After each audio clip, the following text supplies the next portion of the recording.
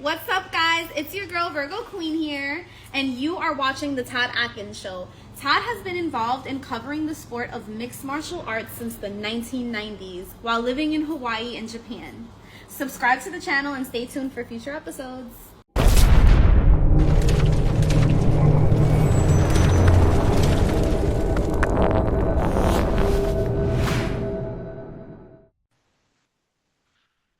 All right, this is Todd Atkins, and I'm here with Chad Fishburne, announcer for PFC, right?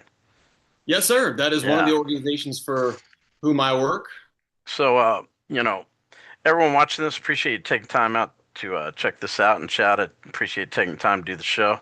And for people that may not be familiar with you, I'm just going to kind of let you introduce yourself a little bit. Absolutely, man. I am a ring announcer. I have been on UFC Fight Pass, Fubo Sports. That's with Peak. I was fortunate enough to do the UFC Fight Pass event with LFA over in Spain. That was their inaugural event in Spain just a few months ago. And I've been on DAZN as well. Worked with Salita Promotions with a pretty big boxing event. So just kind of getting started. We're in the rocket ship position, as I like to call it. But yeah, man, I work with a lot of great promotions, and I've been fortunate to started out on the West Coast with Up Next Fighting and Steve Bash. Just big name in the sport, not just boxing but MMA as well. So everybody over at UNF, they treated me really really well, and I appreciate that. My wife and I just recently moved kind of back to the East Coast to be closer to family. So we're a little farther away from those cats, but I'm still working with people not just here in the States, but also internationally. I'm going to London next month for a big Muay Thai event. So whether it's boxing, MMA, Muay Thai, doesn't matter. Somebody reached out to me the other day about doing a powerlifting contest, and I was like, hell yeah, dude, let's go.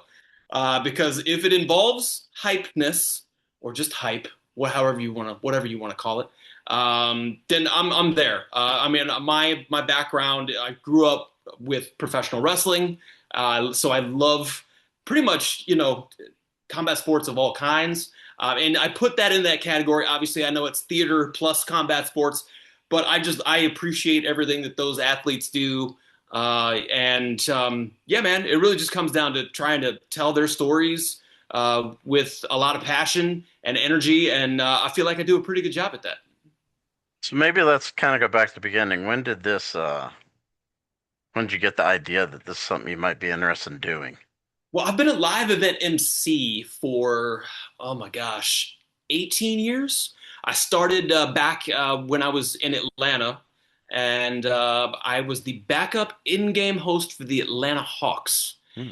And I was in an improv troupe in Atlanta, and my buddy was the main guy, and he was like, I want to take a night off occasionally. I think you'd be good at this. So I was kind of throwing me to the fire, right into the fire with 30,000 fans in Atlanta. But it was a hell of a lot of fun, and I loved it. And that was so. I've been around sports, motorsports especially. I do a lot of automotive events because I'm a big car fan. I'm a car nut.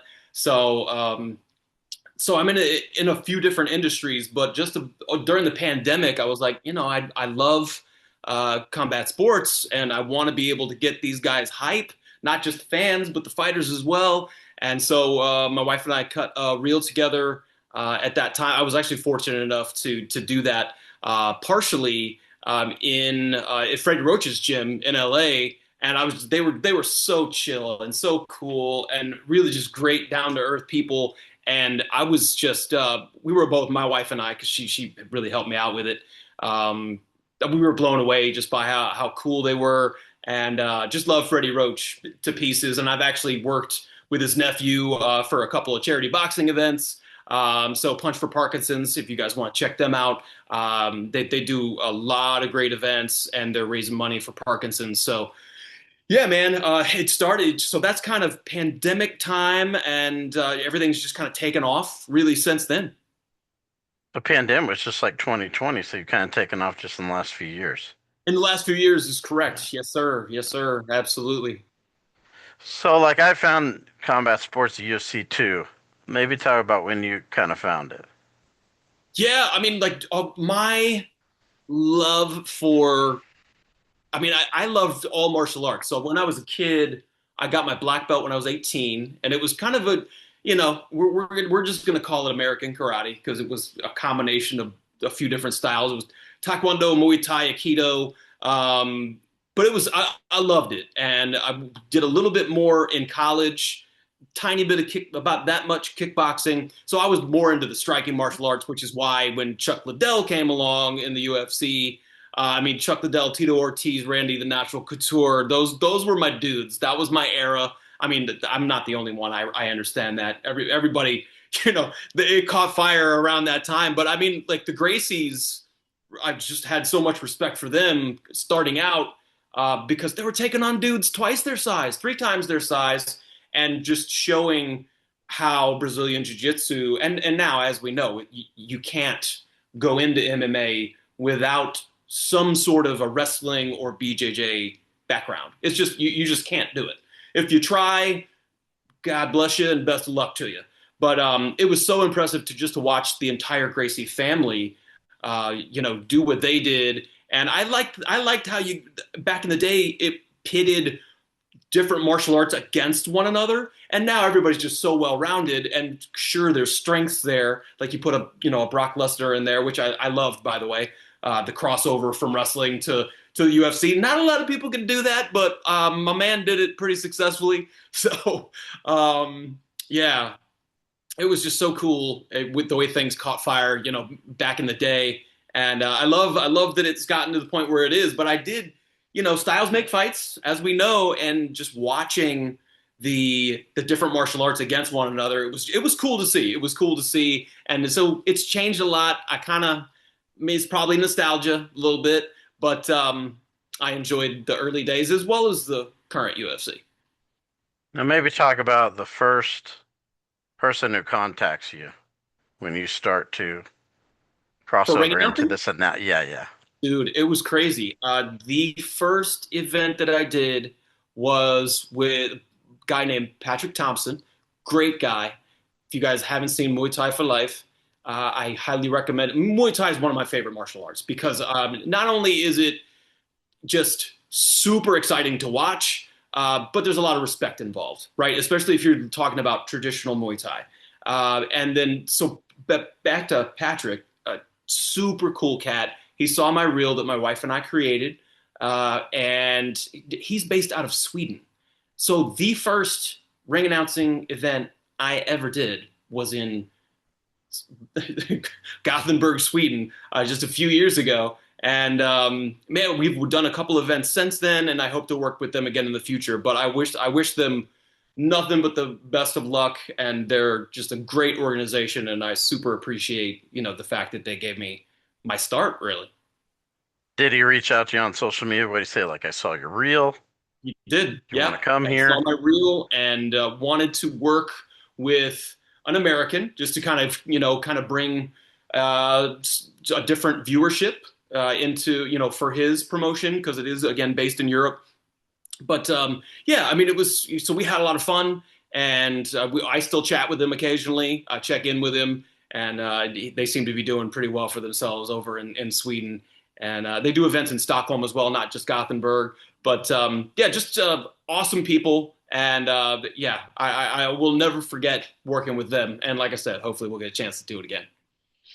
Now, what was that like? So you go to your first event, it's in Sweden. That's probably not what you're expecting. Most people would expect to start out in the US at Yeah, some, regional or whatever.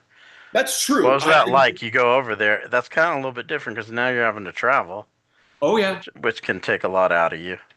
it I it hate did. traveling these days, you know. Yeah, I mean, like you're 100% right. It was a lot of traveling, and I think it just kind of powered through it. Like I think it was adrenaline for the most part because I do like to get my sleep. I like to make sure I'm well rested, and I'm generally do not drink alcohol kind of prior to an event. Just sounds super nerdy, but I mean it does kind of dehydrate you a bit, and you want to keep the pipes ready to go.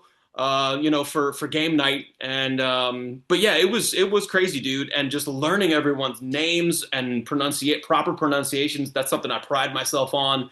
So I want to have that time in advance with the fighters. But Sebastian from Muay Thai for Life, he's one of their commentators. It does a lot for them. He sat down with me. It was super cool. He was basically teaching me how to pronounce it properly.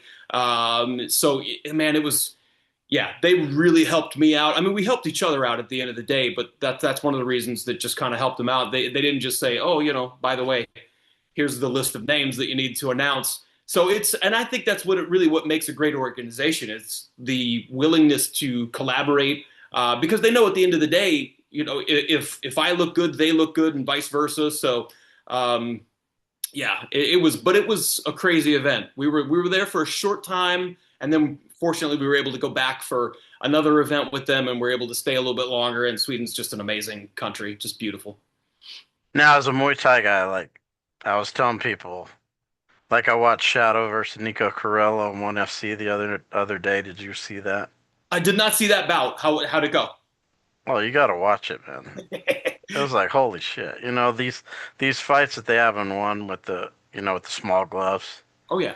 And these, two guys, because their guys are so highly skilled. I think people watching the UFC these days, they don't see a lot of guys who come from championship pedigrees in anything other than wrestling. Right. Maybe jiu-jitsu's a couple guys, but mostly it's guys who they have abilities, but they don't come from an elite championship pedigree. Both these guys do, Yep. And it was unbelievable, Great fight. It was the last show they had in Thailand, at the, Nice. the stadium there. It was unbelievable. That trains in Thailand or comes from Thailand, you gotta, as you already know, gotta watch out for, because they're just, let's go back to Jean-Claude Van Damme movies for a second. Right. Because what they show you in that movie is actually true. They deaden the nerves in their arms, in their legs, in their knees, just so they can't feel it when they just kick the ever-loving hell out of you. And it's deadly. It is legit, and I would not mess with these people. They're machines. And well, I love watching, ONE FC. I don't know where you go. I feel like it's pretty much the pinnacle. Glory is pretty amazing, but One Fighting Championship. They're right up there, if not the top.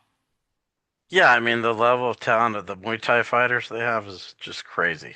Yep, I hope to work with them at some point. A lot of these organizations already have good ring announcers, but that's the thing. You gotta keep at it, and I know that the doors are gonna open for me when the time is right. So, but I'm definitely, making some good headway, I think, especially over the last year or two. Now, the biggest one you think that you've worked with is a Peak, or? Peak is very big, and I think they're blowing up, and they've got a big future ahead of them. At this point, my two biggest organizations would probably be Salita Promotions, from a boxing standpoint, on DAZN, and then the LFA. I was very fortunate to get that call. They found me on LinkedIn, dude, and I was like, all right, cool. But their organization. Everybody over there was just super receptive, and I was able to kind of step in and deliver a great performance in Spain. So yeah, my wife came with me. It was right around our anniversary time, so we kind of extended the trip. We were in the Canary Islands, just off the west coast of Africa, in Tenerife, Spain, and it was amazing. I wasn't expecting that one, so I'm hoping to have a lot more stories just like that, where I wasn't necessarily expecting it, but the call came through nonetheless. Did you meet Ed Soares? Oh yeah, cool. Ed's the guy. Yeah. Ed and Sven were just. Sven was actually. I got the call from Sven, and it was one of those things where he had reached out and he was like, we got an event coming up, and then there was like no communication for a little bit, so I was like, damn.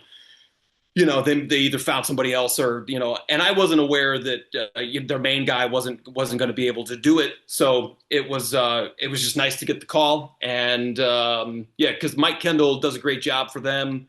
He's been with them for a long time, very professional. So he does a great job. So yeah. Yeah, Sven and Ed have been around forever. I think Sven Yeah. was originally doing stuff in Canada, if I remember correctly. Yeah. I could be wrong, but I think that's what he was, because we were all on the underground forum. I don't know Uh-huh. if you know what that is. It was like one that it was called submissionfighting.com at the time. So it Oh was yeah, I'm like, familiar. Yeah. Yeah. yeah, it was just a forum, and we were all on there, and some of them used their regular names. I did, Sven did, I think Ed did, but Right. most people didn't. But Okay. that's kind of how people, like me, a lot of people know who I am from those days, when I was a lot younger, but I was still posting under my own name. I But mean, our younger yeah. days, if we could turn back the clock, that would be cool. But No, no, I don't want to do it again. I always tell people I don't want to do this life again. If someone said you can do it, I'd say no. It's a lot of hard work to get up and work every day, and for yeah. 30, 40 years. Yep. It's not as young people, I don't envy them having to do this crap. Really, I don't. It's not easy. No, I hear you, Especially man. for something like you got to travel around. I wouldn't, at this point in my life, I wouldn't want to do it. When I was Yeah, younger, I would probably enjoy doing it. it is. That's almost like I tell people that I get paid to travel and I do the event for free, and that you know what I mean. Like that's Is that normally what you do? pretty accurate. No, I mean, like, obviously I have the same Okay. like Yeah, right. normal rates and whatnot, but it's basically just kind of saying the traveling part I could definitely do without. If I could Hmm. teleport, if we could hurry up and figure out that technology, I mean, Right. it's been, if somebody could just Star Trek me over to Sweden or London or wherever, that would be awesome. But yeah, unfortunately, not so much. So it does take time, and that's something that some people don't necessarily understand promoter wise. That folks want to work with people locally because they don't want to have to necessarily pay extra. It's like, all right, well, so my thoughts are, what type of promotion do you want to have? Where do you see yourself? And it sounds like a salesy type question, but it's real because if you see yourself competing with the big boys and the big girls, then you probably should bring on somebody like me. Yeah, that's one thing I want to ask you about because a lot of announcers, they don't get job here, job there, job here, job there. Why do you think you're able to do it Oh man, I have a instead of just in one location? yeah, no, for sure, man. It's database and picking up the phone and emailing and constantly staying in touch with people because a no today doesn't necessarily mean a no tomorrow. Mm. And it's like, and it might be not like the wrong fit for a specific type of event. Like if it's an amateur show, it's like, all right, cool. Well, that's the budget's not quite big enough, but our next pro show, let's get you on for that. So it's one of those things where I don't take it personally. I mean, I may have when I was younger, which is kind of we talked about the benefits of aging and wisdom and that sort of thing. It's like, no, I don't take it personally. All I can do is give my all for any one specific event and hope they bring me back. And for the most part, a lot of folks have brought me back for multiple events. And so I'm very honored that that's and fortunate to get those opportunities. But yeah, it really is about staying in touch with people, and like I'll figure out I'll look at DAZN and UFC Fight Pass and like, all right, well, who's on there, who's got these shows, who's making a name for themselves and really putting that work in on social media. You could see that following growing, and they may be on YouTube now, but they're not always going to be on YouTube. Some of these platforms are going to come, like a Peak, for example, because they basically put their shows out on their own app right now, but they could potentially have a relationship with UFC Fight Pass if they wanted to. So there's man, it took me because originally when I reached out to Peak, they were working with somebody else, but they kept my information. You know what I mean? And I made a good enough impression for them to say, "Hey, we have this event, and can you do it?" And of course, the answer was yes. And after one event, they were like, "Yeah, we're gonna bring you on as our full-time guy." Oh, So yeah, which was super cool, and they're obviously awesome to work with, and I probably do the brunt of my work with Peak. So yeah, man, super professional, very cool cats, and we just had their biggest event, PFC 50 in Frisco, and then we got another one coming up next month. That's another event that I have coming up, PFC 51 in Texas. So it's going to be more MMA. You talked about doing Muay Thai with the 4-ounce gloves. They do sometimes they'll do that too, but unfortunately, because the rules are what they are in Texas, yeah, you can't really do that in Texas. So hmm. it's either got to be in Oklahoma or I think Louisiana was the last show where we actually had the 4-ounce Muay Thai. So they're kind of in that region, but I think at some point they're gonna bust out of that regional and become national. So I'm excited about that. Yeah, I think Oklahoma will do anything. I live in Oklahoma Oh, yeah. for now, but For yeah. now, okay, all right. Where are you thinking about going? Well, my wife's from the Philippines. I met my wife when I lived in Hawaii. Um, and I've been there a few times, and every time I go, I'm like, damn, I can do whatever I want here, Yeah, because I don't need a lot of money really, because I can, isn't if it you have crazy a to see lot, that's those good, videos? but I'm thinking Yeah, like, do I want to work until I'm 60 or do I want to just go there? right. And it's crazy when I see those videos. It's like because we all know what we spend on bills here in the States, and Hmm. you know, God bless the USA. But like when you see, it's like, oh, if I was in Vietnam right now, I could spend like $10 a day. It's Right, like right. I live That's like a king. It's like, oh, okay. And then of course it opens up an entire new, world. But it is crazy to think about. So yeah, yeah, you can take out like 20, 25 people out to dinner, not like at fast food, actual food, right. and pay like less than $100. And sign me up Yeah, because that's what I'm that sounds saying. awesome. My wife and I are huge food nerds. So you said your wife's Filipino. That's cool. Hmm.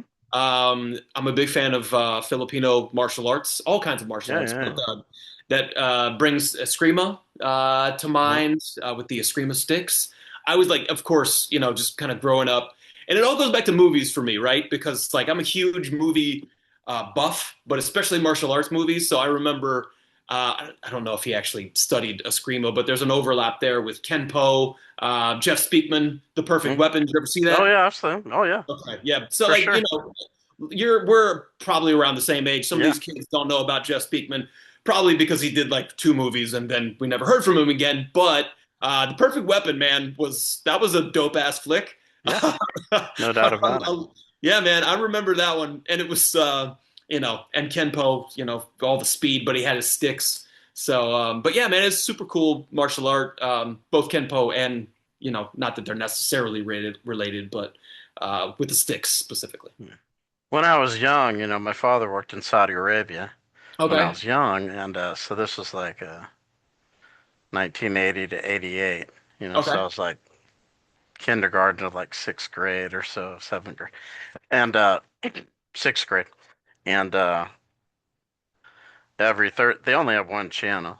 It would come on at a certain time. They'd have X amount of they'd have stuff like Who's the Boss and Wimbledon and They World put on Cup Who's and the Boss in Saudi Arabia. yeah, yeah. They had, Oh man. they had stuff, different strokes, stuff like Tony that. Danza in Saudi Arabia, and I Yeah, kind of yeah. need that. I kind of need a little bit of that.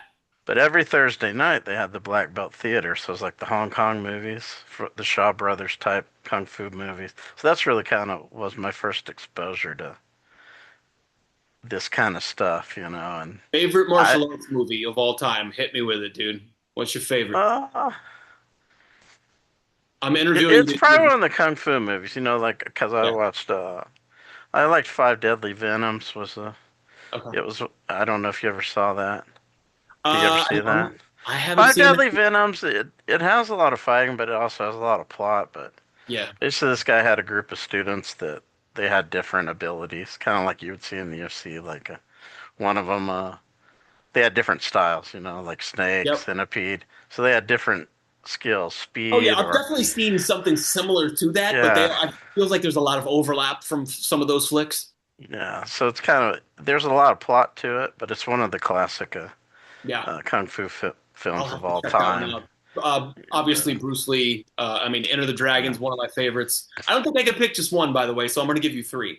Um, I'm a little embarrassed about this because, like we talked about Jean-Claude Van Damme a minute ago, because he was on the big screen when I was a teenager. He kind of was my introduction to martial. Him and Steven Seagal. Yeah, But Bloodsport. I mean, everyone watches it. bro, I mean, I will still watch Yeah, Bloodsport to I've this watched. day. I've gone back and watched some of it lately on YouTube. Not that long ago. Zhang Li is still Bolo Young is still a scary sumbitch. Yeah, if He I is see it, still if I see scary. it come up on YouTube or something, I'll probably watch it again.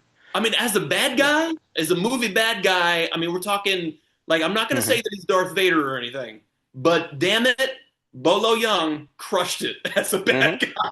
No doubt And about it. so we saw him in other Van Damme movies, Double Impact and whatever. Hmm. But I did not get turned on to Jackie Chan until I was in college. Mm. I know. You can make fun because that's a little bit embarrassing to say out loud.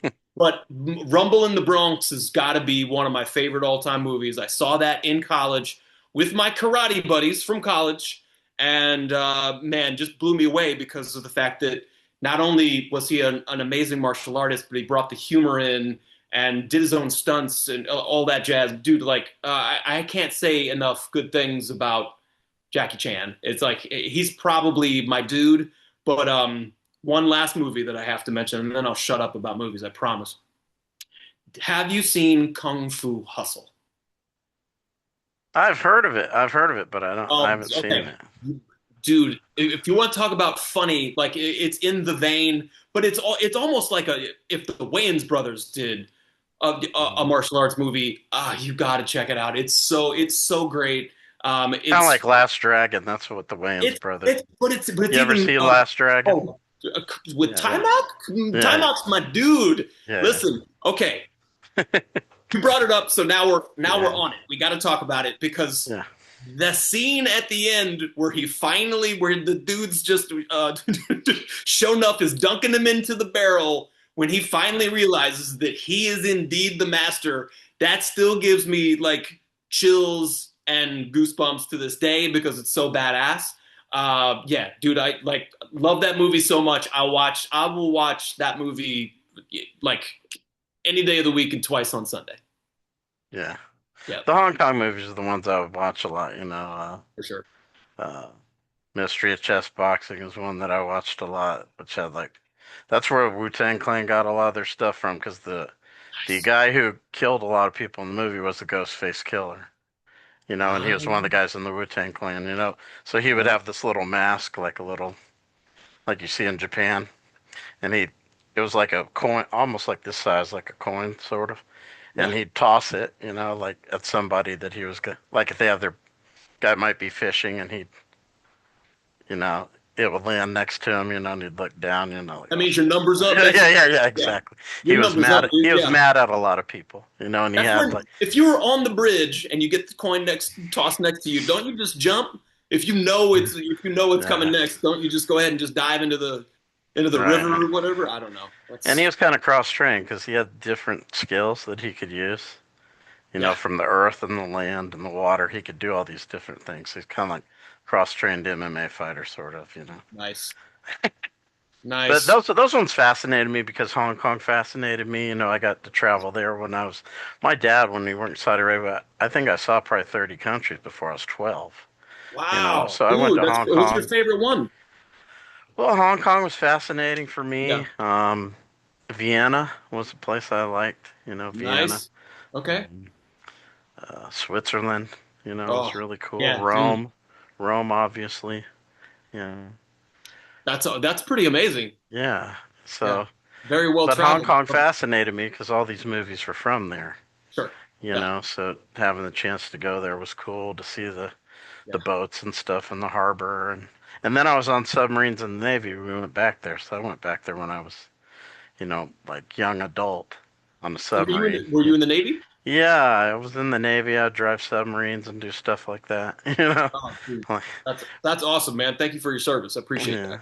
It's not. I mean, it sounds more exciting because you can't see nothing, so you have no idea where you are. The guys That's are just no, telling you no. what to You're do. being modest. You're being modest, Todd. It No, doesn't no, that's have actually going to windows be a on it. What nickname. I'm You're telling modest, them Todd. is it has no windows. You know what I mean? So you're just like the guy will tell you, make your depth this, steer this course. You don't know where you're at. You're just doing what he's telling you to do. It's still cool. They tell you where you're at, but you don't know Sure, if you're yeah. actually there. You know what I mean? You're in the tube. You don't know where it is. It could You're be actually anywhere. you're on the sea floor right now. Oh shit, I went a little too low. They tell you we're going here, we're going there, but do you see it underwater? Of course not. You know, you're just kind of driving around. They usually have like a box that you're going to be in for a period of time, Right, right, you know, that's plotted out, heavily plotted out so you don't right, crash into like an underwater mountain or something, right. you know. But yeah, and then all of a sudden you pull up and you're in Hong Kong or Japan or wherever, you know. That's That's kind of how it is. that's pretty cool, man.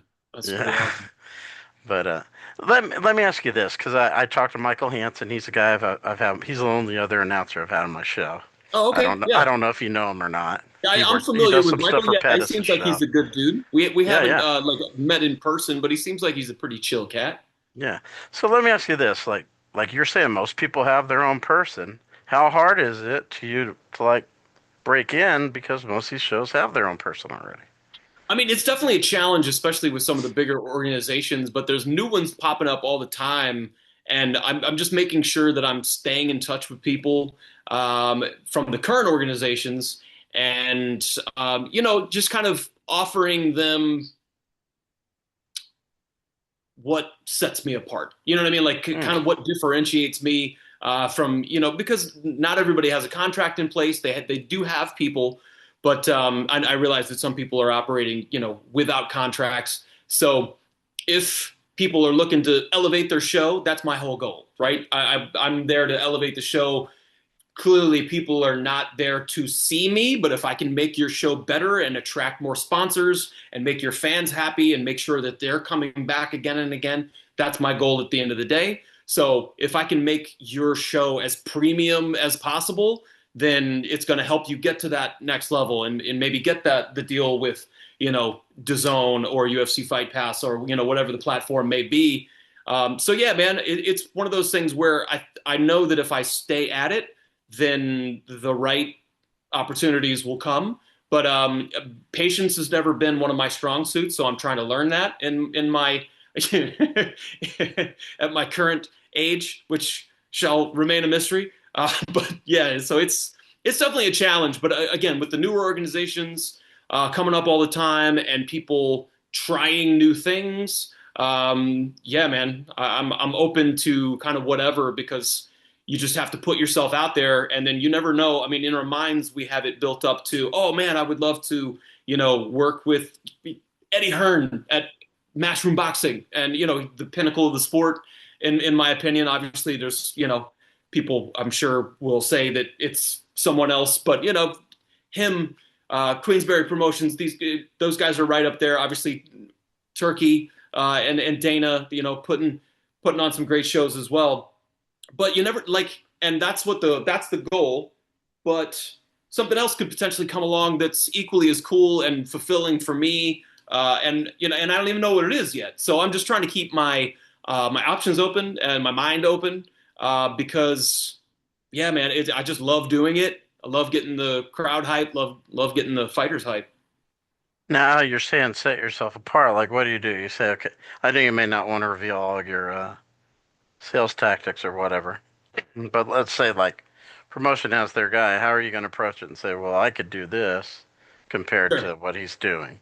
Yeah, I mean, I do think that it is like vocal talent's part of it. So like, I don't mind telling you the playbook to an extent Right. because you know what I mean. Like, I'll put myself up against anybody with vocal talent. I do have a trademark catchphrase, which is I think it's pretty cool. And you may be familiar with it already, but it's time for this crowd to get loud. So that's my main event catchphrase. And then that's something small, but it's all about kind of just layering things on. So if you have the vocal talent, you have the catchphrase, the ability to just kind of, I'm not going to say put butts in seats, but, with a certain amount of social media, putting those posts out there, just really kind of doing the extra work that it takes to set their their program apart. And yeah, man, I just really think it comes down to the extra effort, the vocal talent. Yeah, man, I'll stack my skills up against anybody. But I mean, when you're doing it, you say, okay, I'm going to send you my video so you can see. Yeah. Oh yeah. Okay. I'll send you my reel. I'll send you my press kit. And then again, it comes down to just kind of staying on top of them. And am I expecting that UFC is going to be like, you know what? Yeah, we're going to just go ahead and tell Bruce that he's done and we're going to bring you in. No, I don't see that happening. It's not going to happen with Joe Martinez either. These guys have been doing it for a long time and they're the best. So, and but that's the thing is, speaking of the best, my all-time GOAT is Michael Buffer. And my man is getting up there a little bit. And I don't say that thinking that he can't do it anymore, but at some point he'll make that decision on his own because he's the type of guy that can do it. He will do it for as long as, he wants to, because he's at that level and he, in my opinion, is still the GOAT. But, what is he, 80 now? He's like, so I don't know. Yeah. yeah. I mean, he's still, I'm just trying to be super respectful because that's all that I love him to pieces. There's going to come a time where the promoters will say, you know what? He has told us that he's choosing to go ahead and retire, and we need somebody to replace him. So I'm just kind of, and who knows when that will actually be. But it's just, those are the types of relationships that I'm hoping to make now, because, if you try and do it when he does decide to retire in this particular situation, then, it's going to be too late at that point. So. Now, is this a situation where you try to get in to as many shows you can, or do you have a number of promotions you would prefer, or how does that work in your mind? I mean, the ideal situation would be to work with, kind of a Joe Martinez situation where he works with a limited number of promotions because he doesn't need to, go outside of that. I mean, he could do whatever he wants at this point. Because he's earned that position. But yeah, I mean, working with a couple of promotions at the end of the day, or even if it's just one, like because that's what Bruce Buffer does. And he doesn't need any other promotions. But I'd be, pardon me, blessed to just have one of those relationships. But if I had more than one, then let's go, let's do it. But yeah, I do feel like that I'm not necessarily married to any one particular sport. And I do think that, I mean, Joe Martinez has definitely done both. So I keep coming back to him because in my mind, he's one of the top three announcers out there, period. Yeah. So he's done multiple sports, but we haven't seen, Bruce do boxing or Michael do MMA, right? So they kind of have their lanes, right? And some announcers are that way, but I don't feel like I am because I do have a passion for all martial arts. So I hope that will open more doors for me. Yeah. Now, let me ask you this, because we talked a lot about announcing. I'm going to ask you about some news. So I think the thing that's making the rounds right now is kind of this Conor Ben signing with Zuffa. Mm-hmm. Yep. Maybe give me your thoughts on that. I think it's tough because while I do think the beef between Eddie and Dana is a good thing for the sport because it's going to elevate both of their games. But yeah, I mean, you would like to think that there's some loyalty out there, but I mean, if somebody waved that type of cash in front of me, I don't think I'd say no. Can we? I mean, and that's the thing. Can we all just be honest for a second? I mean, the same thing happened with this amazing gold medalist skater, Alyssa Liu. Or no, I'm sorry, it wasn't Alyssa. It was Eileen Gu. She was a Chinese team skier, and it's like people are not being honest with themselves. If you want to know the truth, because what did he get? 20 million for one fight or something like that? Is that what Conor Ben got, or what? There's been some different. Some are saying it's 15, but it's still a lot. Let's say it's not 20. Let's say it's not even 15. Let's say it's 10. That's still one fight. You know what I'm saying? Mm-hmm. So if he wasn't getting that before, and I'm pretty sure he wasn't, then that would be really hard to turn down. So I think if people were honest with themselves, and that was, because it's easy to sit in the cheap seats and say, oh no, I wouldn't do that. You should be loyal. And I'm like, look, I try and be a loyal guy, but at the same time, if somebody were to come and say, hey, just you're working with just our organization now, but I'm gonna hook you up with a fat stack of cash, then we all have our families to think about. We have our futures to think about. And to your point, we want to retire comfortably someday. Yeah, So yeah. you'd be a little bit crazy to just look at that.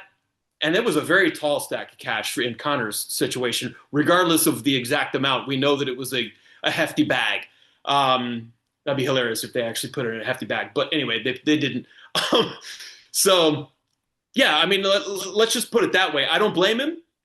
I respect loyalty, but I don't blame him. I realize that's kind of an on the fence kind of answer. But if I had to go one way with it, it's probably that he did what he had to do.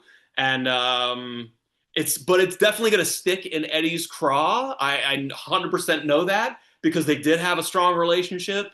And, Zoof is the new kid on the block, and they already had beef. So this is going to do nothing but kind of ramp that up. So I'm kind of excited to see Eddie's answer, to that, and what's going to happen from there.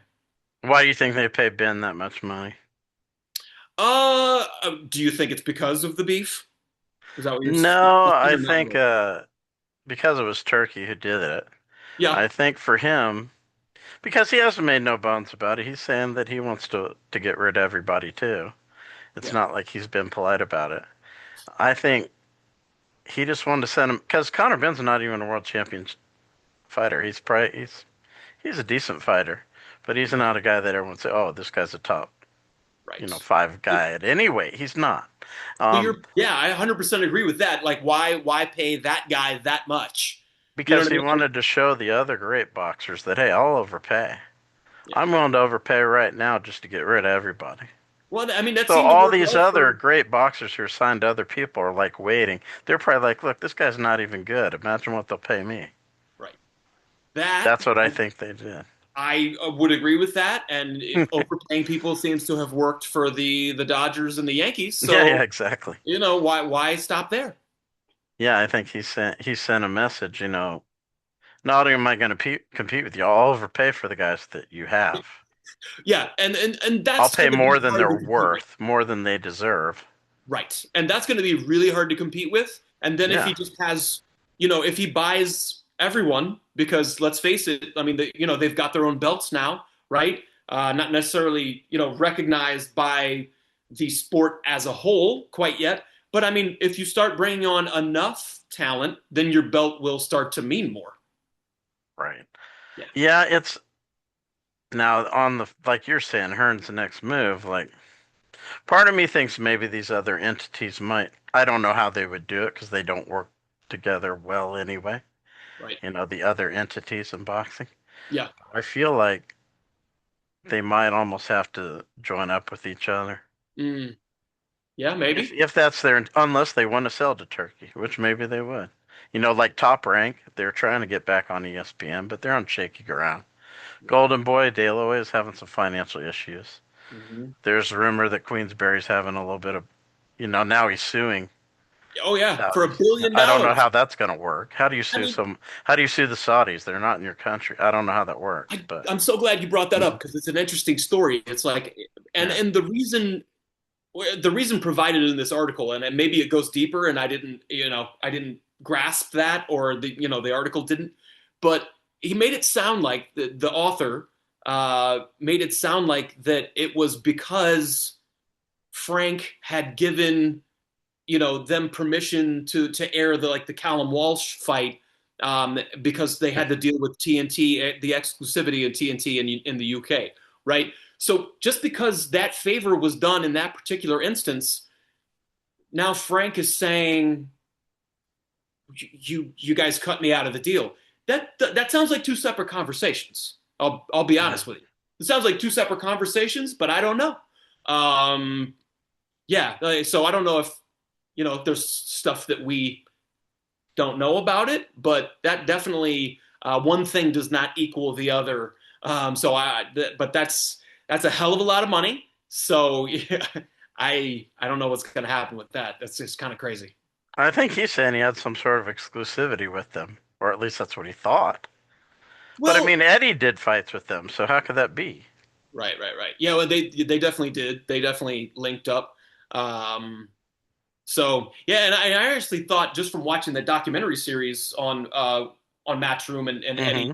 that that Turkey was going to work out a deal with them, and then now, of course, he's gone over with Dana, and so it's man, it's crazy. I mean, as a TKO stockholder, I'm like, this is cool, but How much and is TKO stock? how much? Yeah. Let's look. No, I mean, how much do you have to buy it? How much do you have to pay to get your shares? Oh, dude, I bought it when it was just WWE Mm. back in, oh gosh, this was probably 7, 8, 9 years ago, and then Oh, so it's been obviously, a good one. yeah, I mean it's been I don't have nice. any stocks, so I don't know crap about that. I don't know anything about it. You know what I mean? Oh, I'm not going to pretend like I'm an expert. I was, but a couple of the ones that I bought. I mean, it was, they always say buy the stocks of the companies that you pay for, that you buy, Hmm. that you do business with. So, I'm again a big WWE fan, and I just, you know, they put out a pretty great product, and they're kind of they're the UFC. They're the UFC of wrestling. They're the pinnacle. They're the big dog, the apex predator, as some people like to call them. So, yeah, man. I was like, yeah, let's get some of that, and sure enough, it's done all right. You know what? I think Eddie kind of may have forced Turkey's hand too, because he was saying, "Look, these Zuffa boxing shows are crap," and he's like, "I know Turkey doesn't like this stuff because he wants the best stuff." Yep, And maybe exactly. Turkey was like watching that interview and say, "You know what? These shows do suck. I'm gonna go ahead and start buying guys because I'm getting tired of this too. I'm tired of it linked with my name because these shows aren't what I'm known for."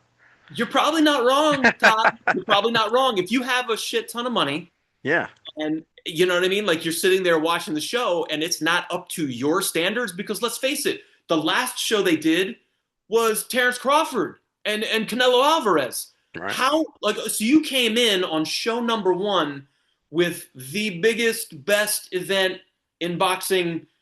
I'm trying not to overshoot here, but what in the at least the last few decades. Yeah. And so, like, would you agree with that? Yeah. So now you've gone to, okay, we have to kind of, now we're really building our shows and kind of working our way up, without a roster. And yeah, so I mean, it definitely, I think you have a point there. That's why they got Connor Ben, is because not only did they want to say, hey, we'll overpay, but I mean, they were definitely sticking it to Eddie. And so it was two birds, one stone there, I think. Yeah, because it's like Zuffa Boxing came out and their stance was, "We're building. We're gonna build. We're gonna start from the grassroots." Yep. And they made it a point to say this is part of Zuffa Boxing. Connor Ben signs with Zuffa Boxing. They didn't say Right. Connor Ben signs with the Riyadh Season. Right. Yep. So it was almost like, okay, wait a minute. You were saying you were going to build from the grassroots, and now you're spending 15 mil on this guy. What happened?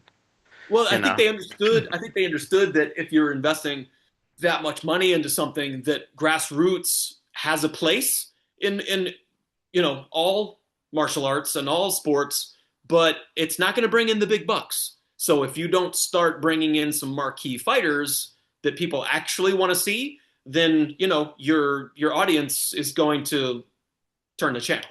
Because Yeah. I mean, like, look, some of us will do that, but let's face it, if you got a primetime matchroom event with three titles on the line that night, I'm going to watch that over a grassroots show, regardless of who the promoter is. Hmm. So like that's what I'm doing. Yeah, I think it's interesting. Like, the other thing I think it's starting to create, although I don't know if anything will come of it because nothing ever does, is, some of these UFC fighters saying, "Look, this is bullshit," Yeah, Like, because people, "Oh, well, Turkey paid him, so what? This is Zuffa Boxing. You're under the same umbrella. sure. I don't care who's paying." Right, They're saying, "Look, I don't care. We're all one family here. I should be getting some." I've seen several fighters come out and say they're not happy about it. right. Although they have nowhere to go, what are they going to do? They don't really have management that's going to look out for them because the management is more aligned with the UFC than them. So Right. I don't know how they could act on it. They could Yeah. complain, but Yeah. But who's gonna listen? yeah, I think there's more of a voicing that kind of stuff. And I even saw they put out a statement, like TKO did, put out a statement. Oh no, Turkey's the one who paid for this, not us. Like we still want to pay you poorly over here. that's kind of what that's kind of what it sounded like to me. Yeah, he's paying over here, but we still want to pay you like this. Right. What do you think about UFC's move to Paramount? Like the first show is really good, but I think like they have a problem, like they did with ESPN also, where they don't have enough good fighters to have that many shows.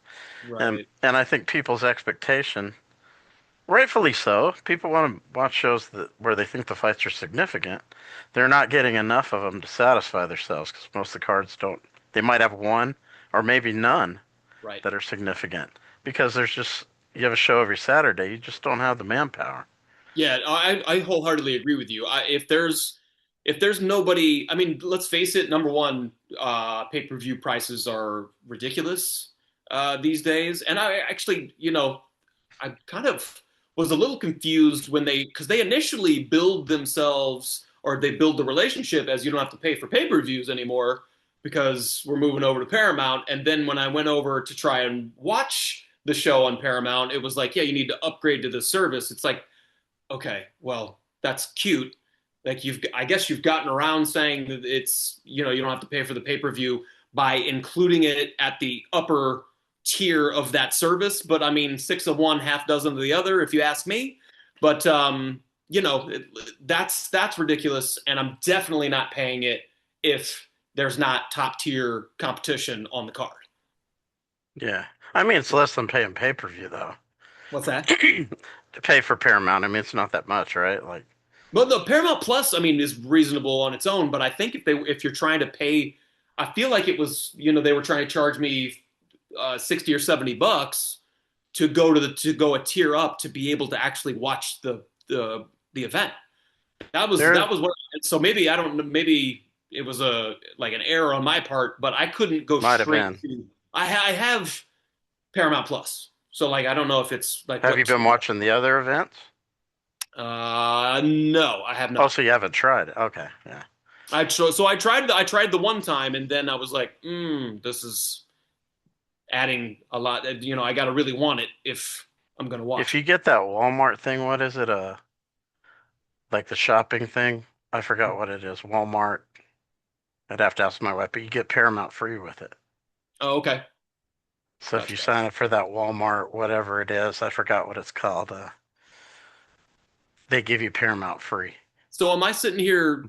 I could be watching their PPVs for free, and somehow I've managed to screw it up. No, they aren't doing pay per view anymore. Okay, well, so like, but I Yeah, guess that's the part that I didn't understand is they were asking yeah. me to pay for All the numbered events are free now. yeah, yeah. So I have no idea what's going on with that. I'll try it again. And I'll maybe it was user error. We'll see. They have a good fight coming up. Holloway Oliveira, I think, will be good. Yeah, yeah, You know, I used to hopefully. live in Hawaii, so when Max fought here in Tulsa, 2014, I think he fought Clay Collard. They were with me that whole week. Those guys, Nice. because I was the only one in Tulsa that they knew. Right, You know right. what I mean? Like everyone else was training at the Hyatt. Nobody knew anybody in Tulsa. Tulsa's not like a place where a lot of people go to live. You know what I mean? You Why? know what I'm Whatever do you saying? mean, Todd? What do you? Yeah, no, I'm saying that. I mean, I grew up around here, but I've lived a lot of places. Like I said, I lived in Saudi Arabia, I lived in Hawaii, I lived in Japan. I've been around. So it's not kind of place where like if you went to Vegas, every fighter could find someone they know. But if Right. you go to Tulsa, maybe not. Yeah, it's a tough toss-up between Tulsa and Hawaii. Which Tulsa's one would I growing though. You got rather? Tulsa King, you got First 48, you got some stuff that people are familiar with Tulsa now. There you go. You guys getting on the map with old Sly. Sly's Yeah, bringing you there you on, go. and Yeah. Taylor Sheridan and his world. Good Yeah, Lord, he's filming a lot of stuff around here, it my seems like. man's got 18 shows on television now, but he earned it. It's crazy. It's a crazy rise that he's had. The Outsiders movie. I don't know if you ever watched that. You know, that was filmed here in Tulsa. Like the Tom old Cruise, school Ralph from the Macchio. 80s. Yeah, yeah. Oh, I did I'll not tell you an know. interesting story about that. So, House of Pain, the rap group House of Pain, you know, jump around, blah, blah, you know. Oh, yeah, yeah, yeah, Yeah. yeah. So, obviously, they come through Tulsa and tour. One of the guys, Danny O'Connor, the tall one, Yeah. Danny boy, he, uh, he was sober now, you know, or he was sober then also, but he was trying to find something to do that didn't involve, you know, drinking or doing drugs or whatever. In So Oklahoma, that's tough. in Tulsa, he was trying to. So the cab driver said, "Look, you know, the Outsiders is filmed here. I'm going to take you to a couple spots that are Okay. in the movie." So he Yes. took him around, and he found the house, which is still here, the house they all lived in. You know, that's like the center point of the movie, and it was falling apart. You Mm. know, it was going to be demoed by Habitat for Humanity, and he had a friend in L.A. and he said, "Hey, I want you to find out who owns this house." He didn't tell him to buy it or anything. He said, "Find out who owns the house. I want to talk to him." Guy called him back, said, "I bought the house for 15,000. You owe me 15 grand." He didn't even, you know, he told, "I didn't tell you to buy the house." You know, he's like, "I bought it. You owe me $15,000." You know, so he fixed it up. It looks obviously he left to look kind of like that era, dated. But Sure. if you go in there, it's all immaculate. It's got all kinds of outsiders. If you like the movie, you can go Yeah. there and he made an Airbnb across the street that looks similar, has a lot of Right. outsider stuff in it, and you can stay there. And there's different places that are still here in Tulsa, like the Circle Cinema, which is like a non-profit cinema. It's not really like a movie theater. It was in the film where they had the big brawl at the drive-in. That's still there. That Nice. drive-in is still there.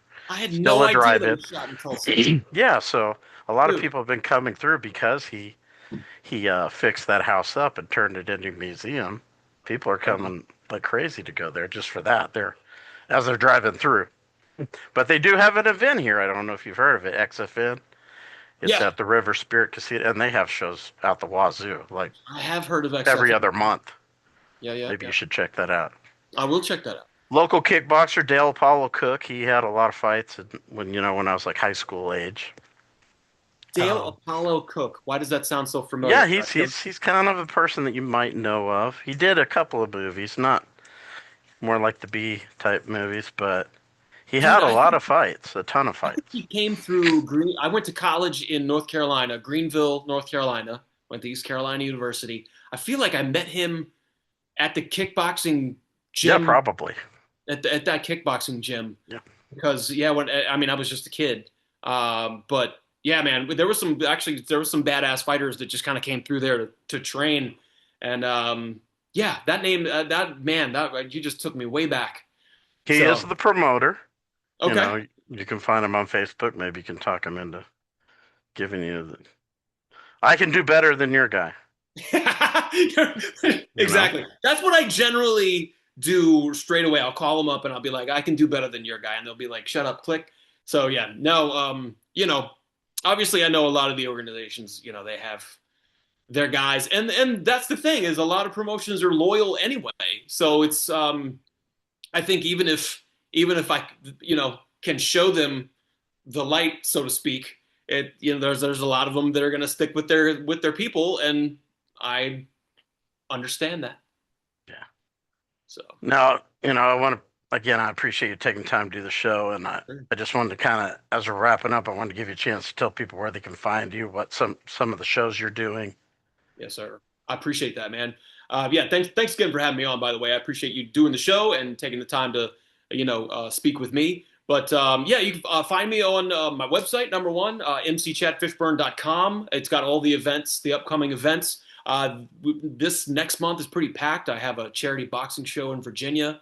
I've got the show in London, the World Super Series Muay Thai in the UK. That's coming up middle of next month, March 14th, if I'm not mistaken. And then we go back to Texas for some more peak fighting MMA. PFC 51 is going to be towards the end of the month. So yeah, March is a big month for us, and we're really excited. But I'm on social media. Emcee Chad Fishburne for Instagram, I believe Facebook as well. But and then Chad Fishburne Comedy on TikTok. Oh, I got to see that. Do you travel for comedy? Uh, Not these days. Oh, Not these days. But that would be cool if I get a main gig to where I'm not going all over the planet. Then it would be nice to kind of settle down and just do a little bit more of that. When I was in LA, I did more comedy, but since we've moved, the ring announcing jobs have increased, so that's taken up more of my time these days. But yeah, I do. I definitely have a love for comedy and see myself getting back into it soon. yeah, I got to check that out. I Yeah, didn't know you did comedy. yeah, I love it. Like some of the just on social. I mean, you'll see some of my stuff on social, but I like to do impressions and different character voices and different dialects from around the world and stuff like that. So that's kind of I started out doing improv in Atlanta way back in the day, and so we'd actually play improv games that involved like impressions or impersonations and different dialects. So yeah, that's I always those were my favorite games to play, and I still do it just because I'm a ham. But yeah, man. So just like to have some fun, and like I said, hopefully get back into it soon. Well, again, Chad, I want to take time, appreciate taking time to do the show. Everyone, check out Chad and the events he's doing. And, always appreciate taking time to watch the episodes. And until next time, take care. Thanks, Todd.